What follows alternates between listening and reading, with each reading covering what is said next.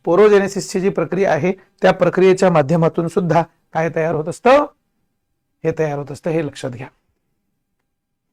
आलं लक्षात? Okay, yes, बरोबर आहे, आलं लक्षात? ओके, सो स्पोर्स जे आहेत, हा स्पोर्स हा पण एक काय प्रकार आहे, हे ह्याच्यामध्ये तयार करण्याचा एक मार्ग आहे.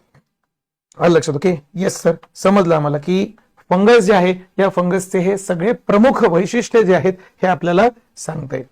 आलं लक्षात? Okay, yes. त्याच्यानंतर नुसतं एवढंच नाहीये. आलं लक्षात? ओके सर, मग ह्याचा अर्थ फंगसमध्ये जे क्लासिकल लैंगिक रिप्रोडक्शन आहे ते होतच नाही का? काही अपवादात्मक परिस्थिती आहेत ज्यांच्यामध्ये अशा प्रकारचं म्हणजे काय म्हणतात त्याला लैंगिक उत्पादन होतं, पण ते अपवाद आहेत, हेच लक्षात घ्या. आलं लक्षात? Okay, yes. आता फंगस जे आहेत ह्या फंगसचे परत वर्गीकरण पुढे करण्यात आलेलं आहे. आलं लक्षात? फंगस जे आहे ह्याचं परत पुढे क्लासिफिकेशन करण्यात आलेलं आहे. ओके, पण ते क्लासिफिकेशन शिकायच्या आधी फंगस मधले काही महत्वाचे सजीव जे आहेत ते आपण बघून घेऊया, ज्यांच्यामधून आपल्याला लक्षात ठेवता येईल की काही कामाचे फंगस असतात का बाबा. महत्वाचे फंगस किंवा महत्वाच्या बुरशी, सगळ्यांचीच यादी तर नाही तयार करता येणार, पण ज्या अगदी महत्वाच्या आहेत त्यांची यादी तयार करूया. आलं लक्षात? ओके, येस, आहे की नाही. आपल्याला बऱ्याचशा बुरशी माहिती आहेत. फॉर एक्झाम्पल आपण जे म्हणजे काय म्हणतात त्याला, जे आपण खातो मशरूम जे आपण खातो. आलं लक्षात? ओके, सो त्याला इंग्लिशमध्ये म्हणतात एडिबल मशरूम्स.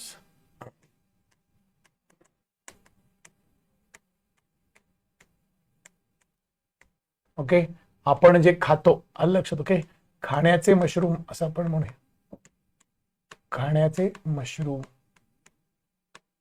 ओके, हे फंगस आहेत, खूप चांगले फंगस आहेत, very rich source of protein पण असतात ते. आलं लक्षात? ओके, त्याच्यानंतर आपण सगळेजण वाढदिवस आला की केक कापतो. केक कापण्यासाठी यीस्ट लागत असतं, यीस्ट. सो हे यीस्ट जे आहे हे सुद्धा एक प्रकारचं फंगस असतं. ओके, ह्याला बेकर्स पावडर असं पण म्हणतात.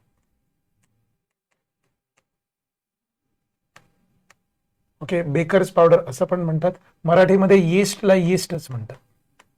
ओके, येस, यीस्ट जे आहे या इथे जे कलिकायन नावाचं एक्झाम्पल दिलेलं आहे तुम्हाला. आलं लक्षात? ओके, हे कलिकायन ह्याचं एक्झाम्पल म्हणून तुम्ही यीस्ट लिहायला हरकत नाही. ओके, त्याच्यानंतर स्पोरोजेनेसिसचं एक्झाम्पल जे दिलंय त्याला मराठी नाव नाहीये. आलं लक्षात? ओके, येस, स्पोरोजेनेसिसचं एक्झाम्पल म्हणून तुम्ही मशरूम्स लिहायला हरकत नाही. शेतकरी जे मशरूम फार्मिंग करतात ते शेतामध्ये आणून त्या मशरूमचे स्पोर्स टाकत असतात आणि त्या स्पोर्स पासूनच पुढचे मशरूम जे आहेत ते तयार होत असतात. आलं लक्षात? ओके, सो यीस्ट जे आहे हे यीस्ट दोन ठिकाणी वापरले जाते. सो बेकर्स पावडर पण आहे. आलं लक्षात? ओके, येस, पाव बनवण्यासाठी वापरलं जातं, पाव / ब्रेड बनवण्यासाठी. Okay, at the same time आपल्या भारतात असला प्रकार नसतो. ओके, पण परदेशामध्ये मात्र बियर नावाचं एक द्रव्य असतं, अल्कोहोल. भारतातही काही ठिकाणी मिळत असेल. सो अल्कोहोल जे आहे, बियर नावाचे एक अल्कोहोल असते, ती बियर तयार करण्यासाठी सुद्धा यीस्ट वापरलं जातं. आलं लक्षात? Okay, so beer. आलं लक्षात? ओके, येस, बियर तयार करण्यासाठी सुद्धा यीस्ट वापरलं जातं, हे लक्षात घ्या. सेम यीस्ट नाही आहेत, दोन वेगवेगळे यीस्ट आहेत, पण यीस्ट कॅटेगरीतलेच असतात. आलं लक्षात? ओके, येस सर, समजलं आम्हाला. त्याच्यानंतर नुसतं एवढंच नाही तर काही फंगस जे आहेत हे फंगस औषधी पण असतात. उदाहरणार्थ फॉर एक्झाम्पल आपल्या सगळ्यांना अत्यंत आवश्यक असणारं पेनिसिलिन नावाचं जे अँटीबायोटिक आहे ते अँटीबायोटिक आपल्याला फंगस पासून प्राप्त होतं. आलं लक्षात? Okay, so some fungus have medicinal properties. Medicinal properties, आलं लक्षात? ओके, औषधी गुण असलेले काही फंगस असतात.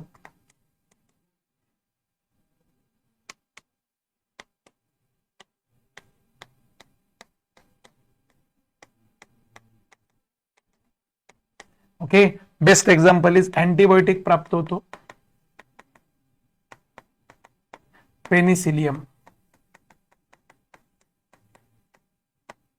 नावाचा अँटीबायोटिक जो आहे हा आपल्याला काय आहे, फंगस पासून जो आहे तो काय होत असतो, प्राप्त होत असतो. फंगसमुळे माणसांमध्ये आणि प्राण्यांमध्ये आणि वनस्पतींमध्ये काही रोग सुद्धा निर्माण होऊ शकतात.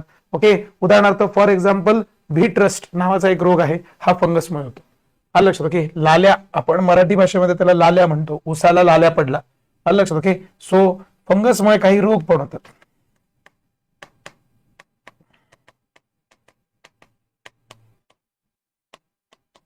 बुरशीमुळे काय आहे, माणूस, प्राणी व वनस्पती वनस्पतीच्या समोर मी शेतात पण लिहितो, तसेच शेत. ओके, यांना काही रोग पण होतात, यांना काही रोग पण होतात.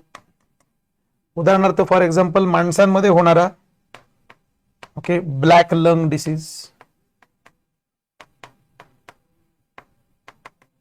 हा काय फंगसमुळे झालेला रोग आहे. Okay sir, black lung disease जो तो कशामुळे होतो, तर रियालिटीमध्ये लंग्सची जेव्हा फाईट करण्याची कॅपॅसिटी संपून जाते एखाद्या रोगाला किंवा ह्याला, आलं लक्षात. ओके, मग ब्लॅक लंग डिसीज नावाचा डिसीज जो आहे तो होत असतो, आलं लक्षात. ओके, वनस्पतींमध्ये होणारा हा ब्लॅक लंग डिसीज जो आहे तो कोणात आहे, माणसात आहे, आलं लक्षात. ओके, त्याच्यानंतर दुसरा डिसीज जो आहे तो कोणता आहे, तर तो डिसीज आहे व्हीट रस्ट. ओके, ह्याला काय म्हणतो आपण, लाल्या, गव्हावरती पडणारा, गव्हावरचा लाल्या. असा ऊसामध्ये पण लाल्या असतो बघा, ऊस सोलता सोलता आतमध्ये कधी कधी थोडासा धागा लाल निघतो. ओके, तो वेगळा डिसीज आहे, हा वेगळा डिसीज आहे, गव्हाचा वेगळा डिसीज आहे. गव्हाचा जो आहे तो फंगल डिसीज आहे, ऊसाचा जो असतो त्याच्यामध्ये काही फंगल प्रकार आहेत आणि काही बॅक्टेरियल प्रकार आहेत, आलं लक्षात. ओके, येस सर, समजलं आम्हाला की अशा प्रकारचे फंगसचे बरेचसे हे आहेत, आलं लक्षात. ओके, फंगसमध्ये काही उपप्रकार जे आहेत ते पण तुम्हाला बघायला मिळतात, आलं लक्षात. ओके, उदाहरणार्थ फॉर एक्झाम्पल फायकोमायसेट्स. ओके, फंगसचे प्रकार. सर आम्हाला यांचे वैशिष्ट्य वगैरे लक्षात ठेवायला लागतील का, नाही, आलं लक्षात. ओके, सो बुरशीचे प्रकार.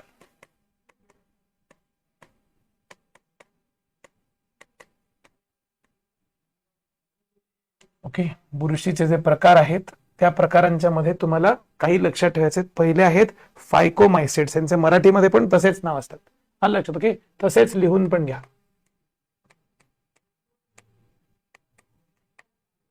फायकोमायसेट्स, आलं लक्षात. ओके, फायकोमायसेट्सच्या नंतर दुसरे असतात ऍस्कोमायसेट्स.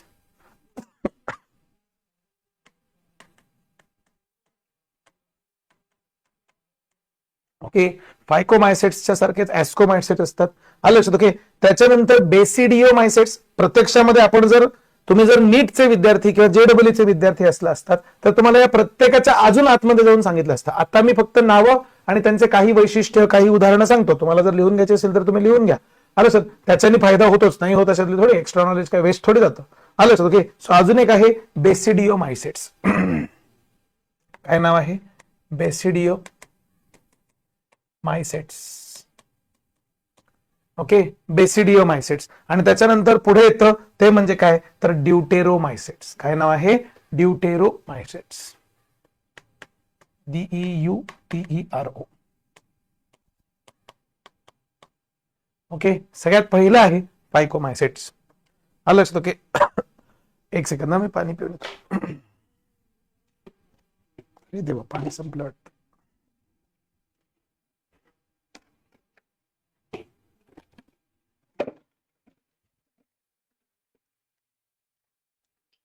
Okay, yes.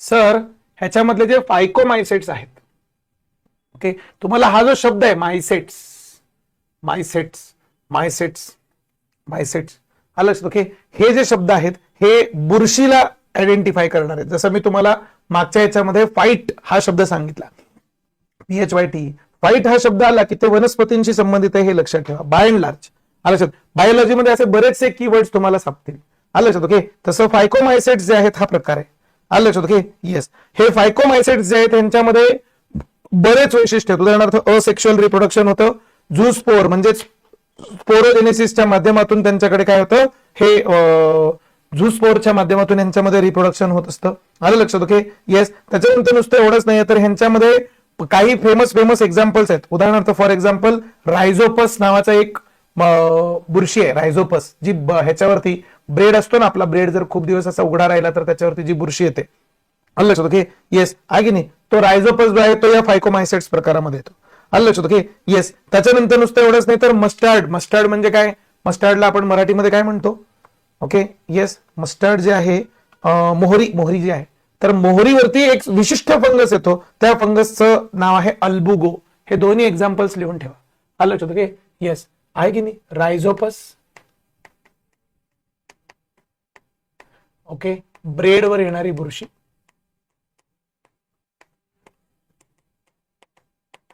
ब्रेडवरची बुरशी. दुसरं नाव काय आहे सर? रायझोपसच्या नंतरचं दुसरं नाव काय सांगितलं तुम्हाला? अल्बुअस. अल्बुगो, सॉरी अल्बुअस नाही, अल्बुगो. ALBUGO. ओके, मोहरीवर येणारी बुरशी. गंमत सांगू का तुम्हाला? तुम्ही किती पण स्वच्छ घरामध्ये राहायला जा, किती पण स्वच्छ घरामध्ये राहायला जा, ओके, त्या घरामध्ये किती पण हायजीन मेंटेन केलेलं असू दे, रोज सकाळ दुपार संध्याकाळ दिवसातून 3दा डेटॉलने पुसलं जात असू दे, आलं लक्षात, की किती पण स्वच्छ घरामध्ये राहत असाल तरी सुद्धा त्या घरामध्ये जर ब्रेडचा पुडा जर काही दिवसांसाठी उघडा राहिला, आलं लक्षात, की तर त्या घरामध्ये सुद्धा ब्रेडवरती बुरशी येतेच. ओके, तुमचा डब्बा टिफिन किती पण स्वच्छ असू दे, किती पण स्वच्छ असू दे, त्या टिफिनच्या वरती ते जे टिफिन आहे ते टिफिन हे जर म्हणजे काय म्हणतात त्याच्यामध्ये ब्रेड जर राहिला, बंद राहिला, आलं लक्षात, टिफिन बंद असू दे, त्याला बाहेरून हवा लागू देऊ नका, पाणी लागू देऊ नका, काहीच लागू देऊ नका, तरी सुद्धा त्या टिफिनच्या मध्ये बुरशी येते. तुम्हाला प्रश्न असा पडला पाहिजे की बुरशी येण्यासाठी तो जो स्पोर असतो, छोटासा कण, बियाणं ज्याला आपण म्हणतो, ते बियाणं आतमध्ये गेलं कुठून? प्रश्न पडला पाहिजे ना. आमचं घर एवढं स्वच्छ आहे, आमचे डब्बे एवढे स्वच्छ असतात, मग त्याच्यामध्ये तो ब्रेड राहून गेला, तर तो ब्रेड राहून गेला असेल तर त्या ब्रेड वरती ते बुरशीचं बियाणं आलं कुठून? ओके, तर बाय अँड लार्ज मित्रांनो तुम्हाला ऐकून आश्चर्य वाटेल, राईट नाव तुम्ही जिथे कुठे बसलेला आहात, मला माहित नाही तुम्ही कुठे बसले, आलं लक्षात, ओके, पण राईट नाव तुम्ही जिथे कुठे बसलेला आहात त्याच्या आजूबाजूच्या हवेमध्ये हे बुरशीचे सगळे स्पोर जे आहेत हे ऑलरेडी पसरलेले आहेत. सर हो, मग आपल्या हातावरती कसं काय बुरशी येत नाही? त्याच्या मागचं कारण आहे की बुरशी कशी आहे? बुरशी ही मृतोपजीवी आहे. हा लक्षात, मेलेल्या सजीवांवरती जगते किंवा अशा पेशींवरती जगते ज्या पेशी ऑलमोस्ट मरायला टेकल्यात. ओके, म्हणून जेव्हा ब्लॅक लंग होतो तेव्हा डॉक्टर हादरतात. का बरं? कारण बुरशी तुमच्या लंग्सच्या पेशीवरती हल्ला करतायत, म्हणजे बुरशीच्या पेशींना वाटते ते मेलेत ऑलरेडी. आलं लक्षात, ओके. बघा आता माझ्या आजूबाजूला जी हवा आहे त्या हवेमध्ये बुरशीचे कण आहेत, ओके, पण माझ्या हातावरती बुरशी येते का लगेच? नाही येते. आलं लक्षात, ओके. पण तेच जर मी इथे असा, म्हणजे काय म्हणतो, मी नको बाबा, ओके, दुसरा कोणी, ओके, असा मरून पडला इथे, पांडुरंगारी विठ्ठल, ओके, असा एखादा माणूस मरून पडला आणि एखादा दिवस राहिला, फक्त एखादा दिवस म्हणतोय मी, आलं लक्षात, नॉट मोर. आपण लगेच कोणीतरी मुलगा असेल ना आर्ग्युमेंट करेल, तुम्ही जिवंत आहे तोपर्यंत रोज सकाळी आंघोळ करताय. बाबा हो, एखादा मृतदेह जर 24 तास ठेवला तर 24 तासामध्ये त्याला बुरशी यायला लागते, आतून येते. आलं लक्षात, ओके. येस, त्याच्यावरूनच समजून घ्यायचा प्रयत्न करा की बुरशी तुमच्या आजूबाजूला सातत्याने असते. तुम्ही जे पाणी पिताय, तुम्हाला किती पण हायजेनिक वाटू द्या, त्याच्यामध्ये बुरशी आहे. ओके, तुम्ही जे हवा आतमध्ये घेताय आणि बाहेर सोडताय त्याच्यामध्ये बुरशी आहे. आलं लक्षात, ओके. सातत्याने तुमचं शरीर जे आहे ते अशा प्रकारच्या या स्पोर्सला फाईट करत असतं, म्हणून तुमच्यावरती त्याचा काही परिणाम होत नाही. आलं लक्षात, ओके. येस, ब्रेड वरती येणारी जी बुरशी आहे ही पहिल्या कॅटेगरीमध्ये येणारी बुरशी आहे, ओके, रायझोपस. दुसरी अल्बुगो, मोहरीवरती येणारी बुरशी. आलं लक्षात, ओके. येस, अशीच ऍस्कोमायसेट्स जे आहेत, या ऍस्कोमायसेट्सचे पण काही उदाहरणं जे आहेत ते लक्षात ठेवा. आलं लक्षात, हे खूप कामाचे आहेत. आलं लक्षात, ओके. ह्यांना सॅक फंगाय असं पण म्हणलं जातं, सॅक फंगाय. आलं लक्षात, ओके. येस, आहे की नाही सर? हे ऍस्कोमायसेट्स जे आहेत, आलं लक्षात, ओके, ऍस्कोमायसेट्स नॉर्मली मल्टीसेल्युलर असतात. आलं लक्षात, नॉर्मली मल्टीसेल्युलर म्हणजे काय सर? म्हणजे बहुपेशीय असतात. ओके, येस, ह्यांचं बेस्ट एक्झाम्पल आहे तर पेनिसिलिन तयार करणारे जे बॅक्टेरिया आहेत, बॅक्टेरिया म्हणजे जे फंगस आहेत, आलं लक्षात, ओके, ते वाले आहे की नाही, त्याला पेनिसिलियम असंच म्हणलं जातं. त्या फंगसचं नावच आहे पेनिसिलियम आणि ते पेनिसिलिन तयार करतात. पेनिसिलियम, ओके, हे बॅक्टेरिया एक एक्झाम्पल सांगितलं. दुसरं आपल्याला युजफुल असणारे जे यीस्ट असतात हे पण या ऍस्कोमायसेट्स मध्ये येतात. आलं लक्षात, ओके. नॉर्मली बहुपेशीय असतात. ऍस्कोमायसेट्स हे त्यांचं नाव आहे. पेनिसिलियम आणि यीस्ट हे त्याची उदाहरणं आहेत. आलं लक्षात, ओके. येस, त्याच्यानंतर तिसरा प्रकार जो आहे, फायकोमायसेट्स झाले, ऍस्कोमायसेट्स झाले, त्याच्यानंतर येतो बेसिडिओमायसेट्स. आलं लक्षात, ओके. बेसिडिओमायसेट्स म्हणजे असे, त्यांना ब्रॅकेट फंगाय असं म्हणलं जातं. आलं लक्षात. Okay yes. आणि त्याच्यामध्ये मशरूम ही एक कॅटेगरी आहे. आपण मशरूम खायला भरपूर मशरूम खातो, पण मशरूम ही एक कॅटेगरी आहे. त्याच्यामध्ये परत अजून खूप सारे मशरूम असतात. जंगलामध्ये उगवणाऱ्या प्रत्येकच मशरूम खाण्यासारखा नसतो. काही मशरूम विषारी असतात. रादर निम्मे मशरूम विषारी असतात आणि निम्मे मशरूम खाण्यासारखे असतात. हे लक्षात घ्या. आलं लक्षात. Okay so mushroom, bracket fungi, puff ball असे बरेच प्रकार आहेत. बघा तुम्हाला पफ बॉल मशरूम दाखवतो. ओके पफ बॉल फंगाय दाखवतो. ओके तुम्हाला म्हणजे बघून गंमत वाटेल म्हणून दाखवतोय. Very interesting thing. Okay yes बघा पफ बॉल फंगाय.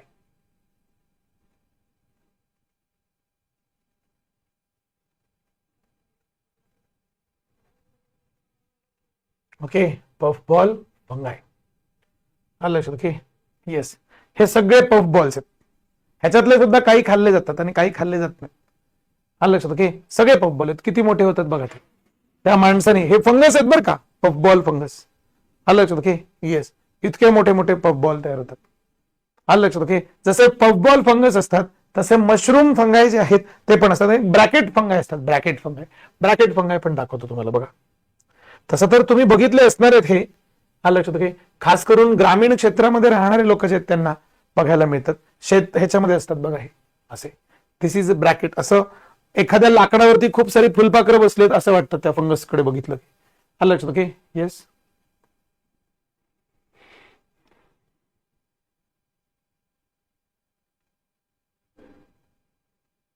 हे विषारी असतात. रंगीत फंगस जे असतात ना ते विषारी असतात. ओके हे बघा हे ब्रॅकेट फंगाय.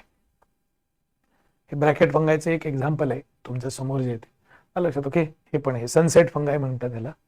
आलं लक्षात. ब्रॅकेट फंगायचा प्रकार आहे मलेशियामध्ये सापडतो. आलं लक्षात. Okay yes this is sunset फंगाय. Okay हे ब्रॅकेट फंगाय कॅटेगरीमध्ये येतं. आलं लक्षात. ओके ते पफबॉल फंगाय दाखवले आणि तुम्हाला आता मशरूम फंगाय.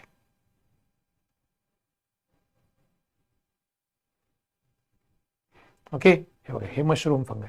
हे मशरूमला असा स्टेम असतं आणि वरती असं पसरतात. हे पॉयझनस आहे. आलं लक्षात. हे पण पॉयझनस आहे. हे खाण्याचे. ओके येस पण सर असं बघून कळत असतं का? बघून नसतं कळत. ओके आपण जर खाण्यासाठी स्वतःहून पेरले असतील तरच ते खाण्याचे असतात, अन्यथा खाण्याचे नसतात. आलं लक्षात. ओके सो हे कोणते आहेत? हे मशरूम फंगाय. सो असे 3 उपप्रकार जे आहेत ते ह्याच्यामध्ये तुम्हाला काय आहेत दिसतात. सो बेसिडोमाइट्स जे आहेत त्यांच्यामध्ये 3 परत उपप्रकार दिसतात. कोणते कोणते? मशरूम, ब्रॅकेट आणि पफ बॉल. पफ बॉलला कापलं तर त्याचं पनीर सारखे तुकडे तयार होतात.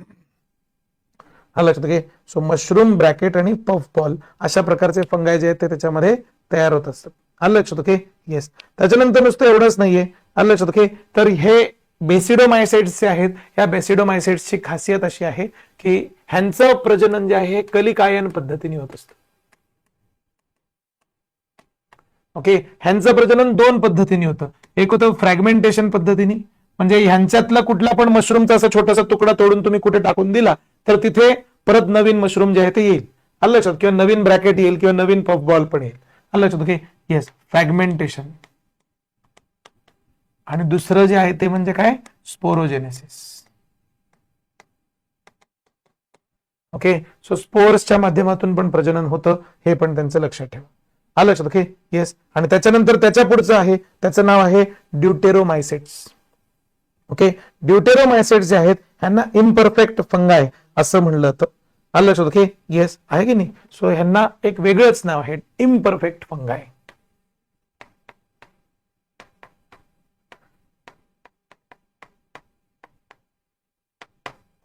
आलं लक्षात. Okay imperfect फंगाय.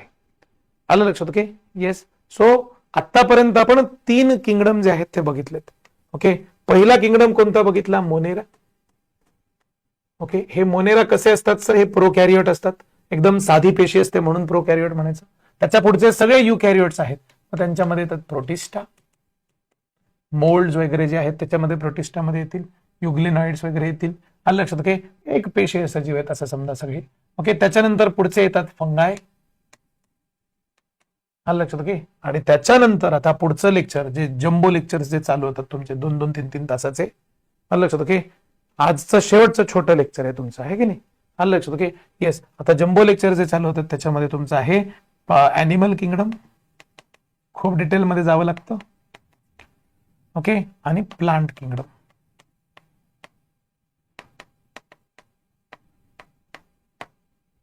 आलं लक्षात. ओके, ॲनिमल किंगडम आणि प्लांट किंगडम आलं लक्षात. ओके, उद्याच्या लेक्चरमध्ये हे दोन्ही पण आपण काय करूयात, कव्हर करूयात. उद्याच्या लेक्चर पासून आपल्याला भरपूर डिटेलमध्ये जायचंय. उद्याच्या लेक्चर म्हणजे उद्याचं म्हणजे पुढच्या लेक्चर पासून. ओके, शेड्यूल मध्ये तुमचं पुढचं लेक्चर जेव्हा केव्हा लागेल लक्षात, त्या लेक्चर पासून तुम्हाला चर्चे प्रश्न पण येतील. म्हणजे ह्या लेक्चर पासून तुम्हाला खूप शिस्तीत अटेंड करायचंय, कारण हे लेक्चर झालं की त्याच्या पुढच्या लेक्चरमध्ये मी या लेक्चरवरचे काही प्रश्न विचारणार आहे, सोपे सोपे. मीच उत्तरं पण देणार आहे, तुम्हाला ताण नाही घ्यायचा त्याचा. ठीक आहे. ओके, येस, इथे थांबूया. ओके, पुढच्या लेक्चरला परत भेटूया. जय हिंद, जय भारत, जय महाराष्ट्र.